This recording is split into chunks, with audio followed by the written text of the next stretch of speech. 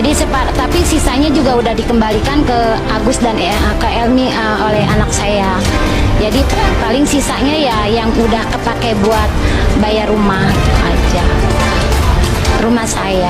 Semua persetujuan kakaknya, persetujuan orang tua, bahkan persetujuan Agus dan istri. Enggak kita pinjem atau gimana, enggak. Tapi memang mereka yang memberikan dengan ikhlas. Enggak dianggap utang sama Agus. Karena pada dasarnya pas selesai penyerahan itu, saya juga sempat ada janji sama Agus. Gus, kalau memang ini uang udah dipakai sama anak-anak Wawa untuk menyelesaikan itu rumah, jadi biarkan Wawa cicil gitu. Nanti Wawa cicil, kalaupun memang Wawa belum nyicil, Wawa serahin sertifikatnya ke Agus atau ke Abah. Tapi Agus dan Abah nggak mau.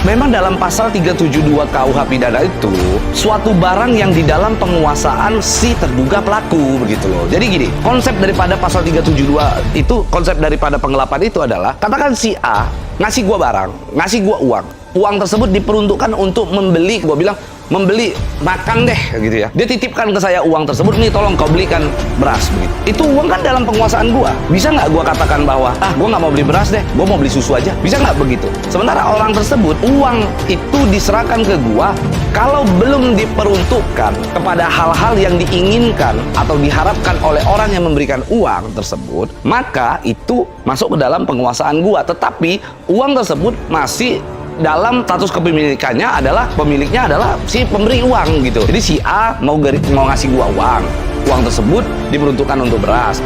Ini uang yang masih dibawa kekuasaan gua, itu dibawa penguasaan gua ini adalah uang yang masih miliknya orang tersebut, status kepemilikannya. Ketika gua sudah belikan beras, lalu beras tersebut gua serahkan kepada orang tersebut, barulah gua tuntas tuh kewajiban gua. Artinya gua tidak dibebankan lagi yang namanya pertanggungjawaban. Kan itu sebenarnya konteks daripada 372. Nah, sekarang itu dialihkan fungsinya. Uang yang tadinya katanya untuk berobat mata begitu ya, ternyata uang tersebut bukan dipakai untuk berobat mata. Ternyata uang tersebut katakan dipakai buat untuk belanja Shopee, belanja Tokopedia. Ya jelas itu adalah perbuatan pidana karena mengalihkan fungsi. Nah, kalau dia bilang misalnya pasti ada muncul perdebatan. Loh, itu kan tidak berbentuk barang gitu kan, karena itu kan adalah mata Agus gitu kan, fisiknya Agus. Atau juga diperuntukkan untuk Agus berobat, begitu.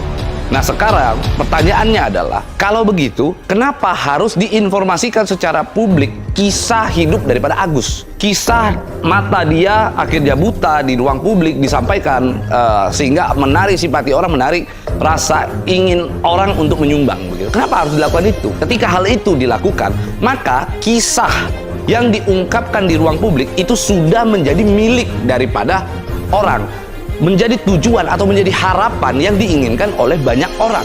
Hal itu juga yang membuat orang-orang tersebut akhirnya menyumbang. Kalau nggak ada cerita itu, orang itu nggak akan menyumbang. Kalau tidak ada kisah itu, orang tidak akan menyumbang. Nah sekarang akhirnya orang menyumbang. Kalau ditanya orang-orang tersebut, menyumbang itu untuk apa? Ya untuk mengobati Agus, mengobati matanya. Nah sekarang pertanyaannya, ketika uang tersebut sudah diserahkan, dipakai untuk kepentingan pribadi, kira-kira terpenuhi nggak keinginan atau harapan daripada masyarakat? Tentu tidak.